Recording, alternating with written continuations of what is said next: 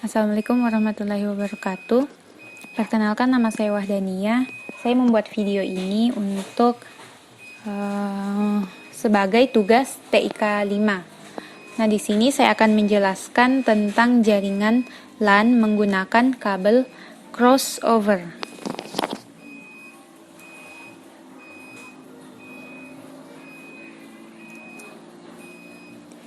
Pertama, saya akan menjelaskan alat dan media yang digunakan untuk membuat jaringan. Yang pertama, router.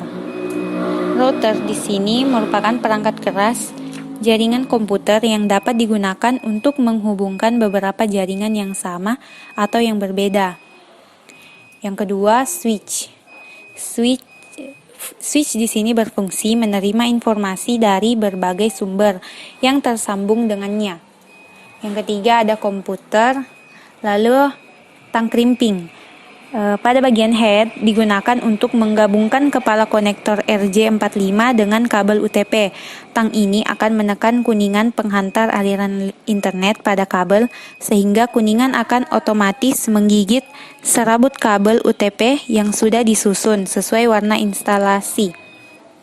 Nah, pada bagian body, ini berfungsi untuk memotong benda panjang dan padat menjadi ukuran tertentu. Bagian tengah tang difungsikan untuk memotong, karena daya himpit benda yang dijengkeram sangatlah kuat, sehingga dapat memotong benda keras seperti kabel UTP.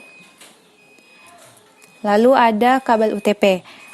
Kabel UTP itu berfungsi dapat digunakan untuk menghubungkan jaringan local area network atau LAN. Lalu ada konektor. Nah, ini adalah konektor RJ45. Merupakan konektor atau penghubung kabel Ethernet yang biasanya dipakai untuk jaringan. Nah, bentuk jaringan LAN. Ini adalah contoh bentuk jaringan LAN yang dihubungkan dengan kabel crossover, di mana switch di sini itu digambarkan satu ruangan. Nah, dapat dilihat satu ruangan itu berisi 12 komputer. Nah, tiap-tiap komputer itu dihubungkan dengan kabel UTP.